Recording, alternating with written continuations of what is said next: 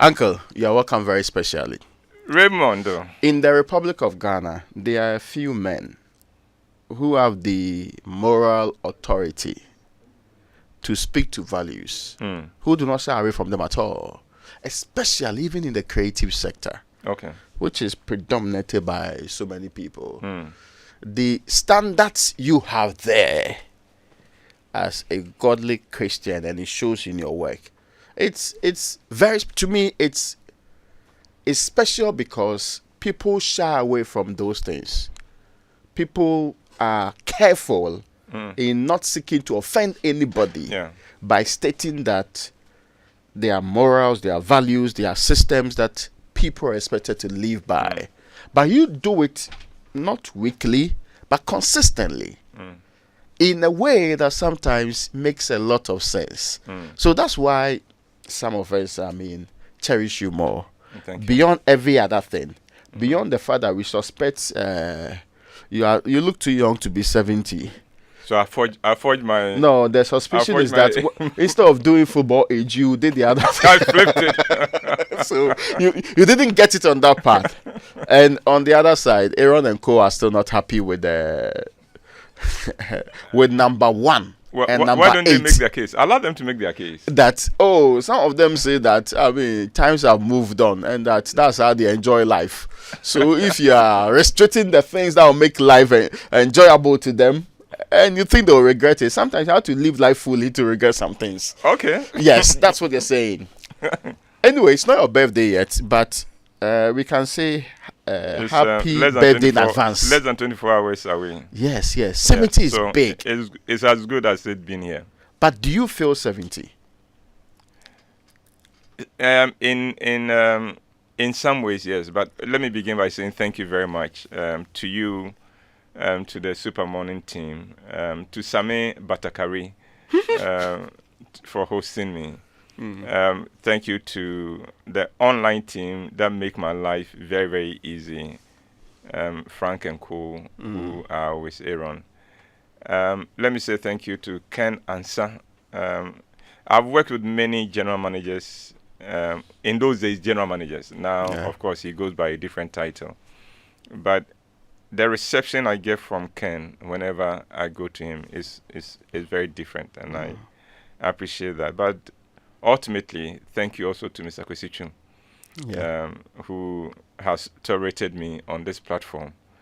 I think on the Super Morning Show team, I'm the oldest. I've been on this thing the longest. Yes. And I'm grateful. It's because he's allowed me to be. It hardly happens. I didn't say that. Oh, yes. Oh, yeah. Clearly. I didn't clearly. Yes, I know of the turnover. It's getting better. Yeah. But it used to be that whenever I'm driving here, I'm not too sure whether I'm going to meet the same person. But it was all in the quest to find the mix that would serve the listeners the best. It was never vicious, and it was not mischievous. So it was in the quest of excellence, and I appreciate that. Now, do I feel 70? In some ways, yes. In other ways, no. Raymond, I still remember playing Gata Gata and playing in the rain naked at Suntreso. I still remember it as a boy.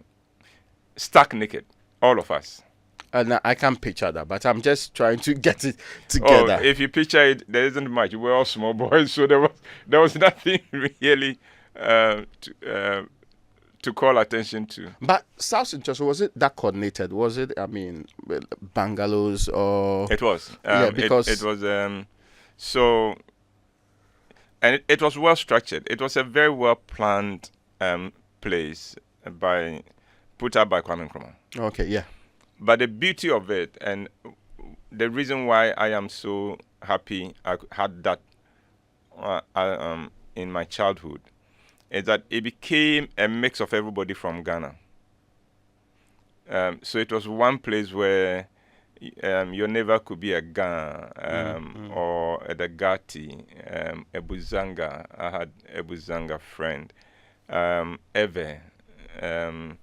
You had a Kwawu man across our street and things like that. So the whole of Ghana was represented there, each with its own compound and things like that, with space by each estate, so children could play. There was a lot of room for us to play in, and those were more innocent times. So you were the child of everybody.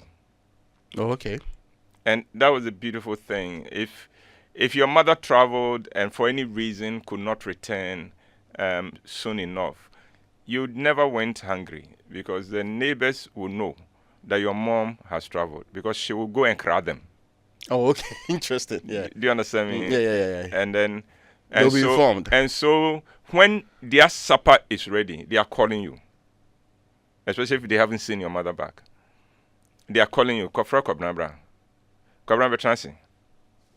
Na when anything. Now it was a beautiful time. It also meant that any of them could also discipline you. So you go and cause mischief somewhere, and an elderly woman sees you. Hey, bra. Why banning? Oh, what a henny? K-line. K-line henny. K2. Ah, Mami Fantino ne bano. Ena wu Jimmy sano. O mame ebu no hon wu Jimmy. Then the woman would would either knock you or spank you, and then give you a message for your mother that when you go home, go and tell your mother that me, Auntie Efia, I saw you do ABC and I spanked you. Now, Raymond, of course, when we go home, we are not going to carry the message. But 5:30, you'll find Auntie Efia coming in. Oh. Yes, she'll come to report herself. So she comes and says, your mother welcomes her and said, Auntie, Kobna bae no, wabebo na manie. Has Kobna come to give a report? And then my mother said, oh no. And I'm just giving my mother as a case, but it happened in every other instance. No, he said, I saw Kobna do A, B, C, D, and I did this and that to him.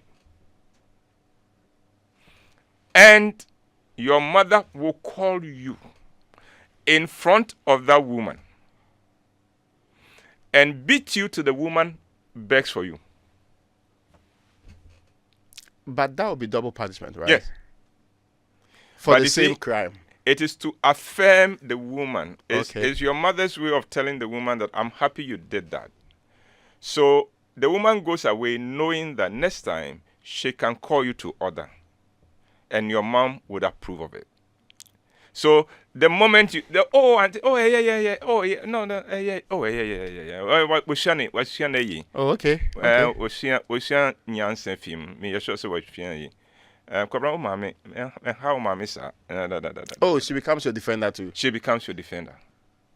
Because it was never vicious. It was not to hurt you. Impart lessons. It was impart you. And so you moved in that neighborhood, and it didn't matter where you were. You had protection, but you also had accountability. Okay. And those who would hold you accountable held themselves accountable to your mother. That was a beautiful thing about the system. She's not going to punish you and just stay away. She punishes you and is the first to come to your mom. And report it. And report that I punish your son for A, B, C, D. And for your mother to communicate to her that I give you permission to continue doing that, she calls you in front of the woman, not behind the woman, and begins to rebuke you or begins to beat you. Of course, those were the days when children could be beaten, where we didn't spare the cane. Today, they say, no, you can't beat a child. Yeah, apart from that, this proper societal communal accountability system appear to have vanished completely. Completely. Unfortunately. Yes, I do not perceive having the right to beat up anybody's child. In fact, you are even lucky if your neighbor shares felicitations Yes. with you. Yes. You are very lucky. You have Yes. a very wonderful set of people if they do that. But Suntreso was different. I mean, you would normally, so sometimes I would go to the market with my mom, and as we leave, every house, there's Auntie Efia, Memoachio.